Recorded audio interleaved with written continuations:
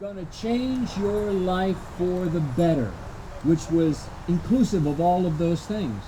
And so if somebody said that I have something here that's going to change your life for the better and it's just going to cost you a few pennies, is that a good thing or a bad thing? It's a good thing. And let me pause for just a moment and say, history is always changing. We're doing research continually. Archaeological discoveries are changing the way we think about history, but there is one thing that remains constant throughout all history. Does anybody know what that is? It never changes. Human nature. People were gullible in the 15th century. They're just as gullible in the 21st century. And we'll get to that in just a minute. So these guys would purchase this elixir, and the fellow would go on his way. Well, eventually, they found their ways over here to the American shores, and we find them coming in the early 1700s.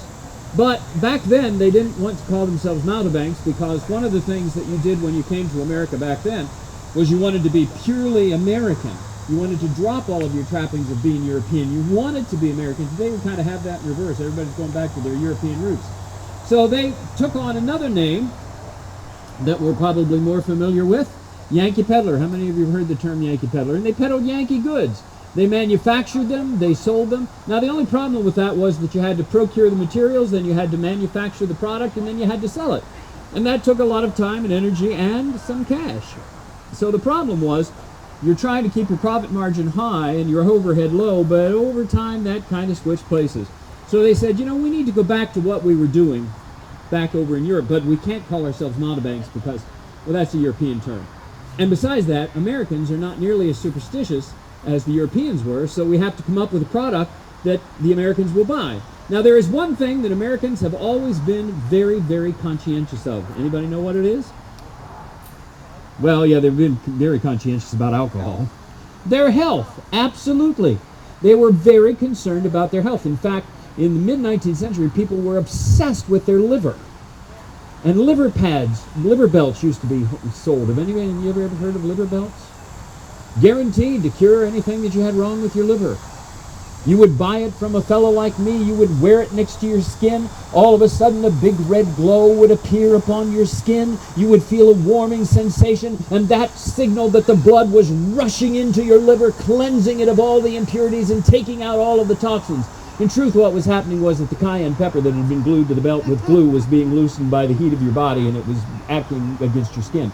Well, anyway, they decided to call themselves itinerant medicine showmen. Itinerant, which meant that they traveled all over the country. They didn't stick in one place like got on certain parts of your brain. It would cause you to have a stomach ache or a headache or bad eyesight or that sort of thing. So the way to relieve the pressure was to bore a hole down into your skull. That would relieve the pressure. Oh, madam, don't wince. It's not really that painful. And it works, because once they started boring into your skull, you forgot about what it was that you were boring in there for in the first place. And so they started doing that, and they didn't charge as much as regular doctors. Well, the regular doctors got very upset about that, and they went to the authorities, and they said, you have to do something about that. And so black laws were passed, and for a while it was illegal for people like myself to come into boroughs or towns or villages or cities, and I could be hung, I could be shot, I could be jailed, I could be fined, I could be all of those things. Could be worse. Yes. And those lasted for about 5 to 7 years, and then after a while the general public said, hey, and they went to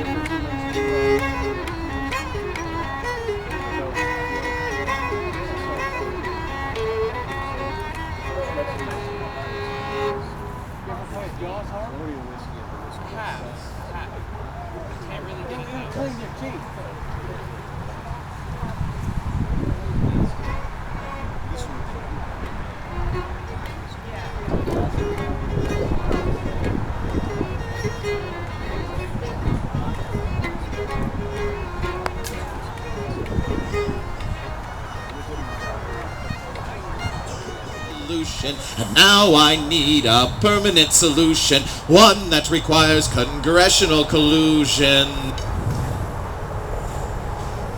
Whiskey, we're gonna tax their whiskey.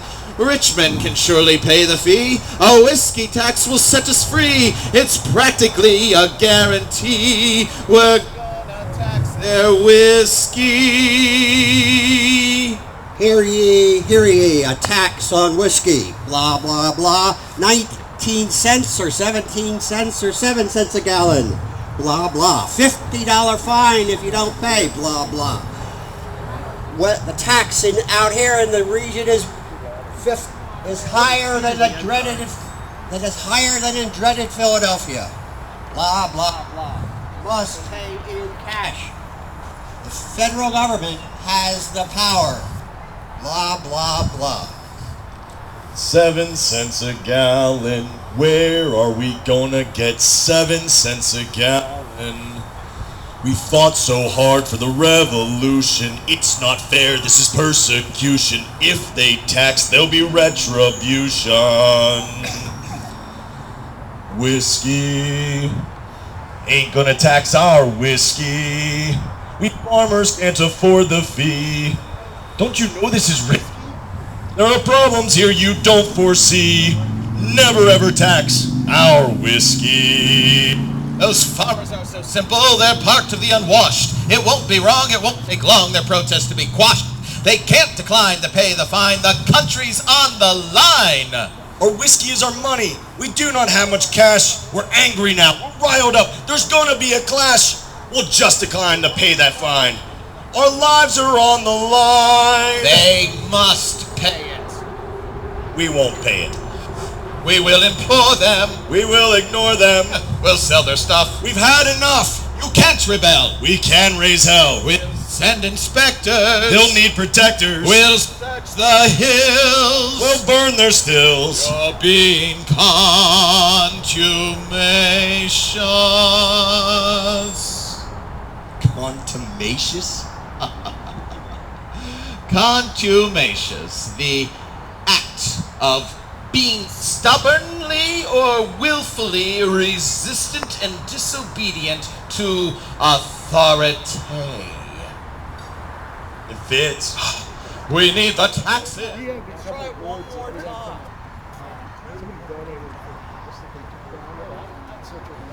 I notice they all have it on the sure. Okay, the musket should be on the other side.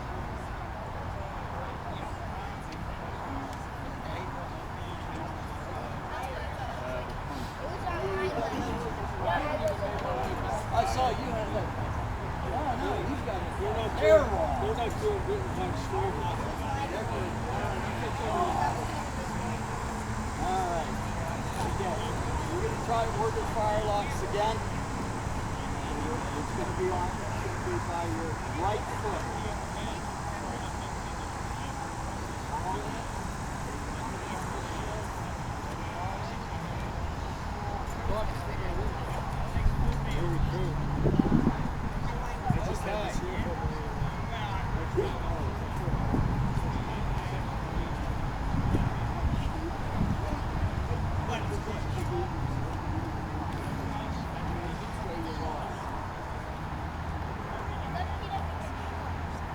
No, he's not going to get shot. Order! Fire!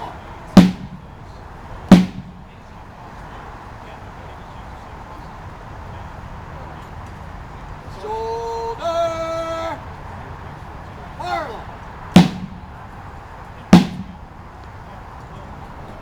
Hey, everybody got them up by your left shoulder. You got it. Target.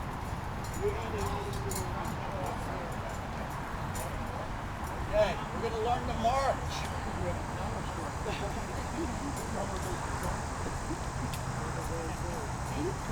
Okay, back up and form a line. Look to the right and to the left. We're going to stay in a straight line. We're going to see how well you can march. We're going to march straight forward. Who's different in this? March. When you hear the drum beat, you're going to step off with your left foot.